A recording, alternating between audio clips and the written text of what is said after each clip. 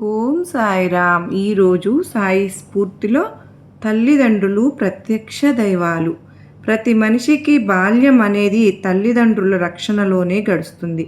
తల్లిదండ్రులే పిల్లలను అన్ని విధాల జాగ్రత్తలతో అపురూపంగా పెంచి పోషించి రక్షించి చక్కని వ్యక్తిత్వం ఏర్పడేలాగా చేసే ప్రత్యక్ష దైవాలు.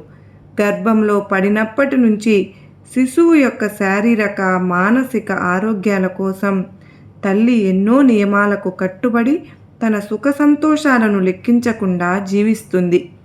పుట్టినప్పటి నుంచి కడుపు నింపటమే కాక ఉగ్గు పాలతో సంస్కారాన్ని కూడా అందిస్తుంది.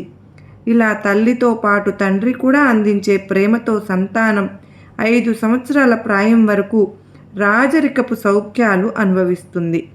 అక్షరాభ్యాసంతో 5వ ఏట నుంచి జ్ఞానం కొరకు శిక్షణ ప్రారంభం అవుతుంది.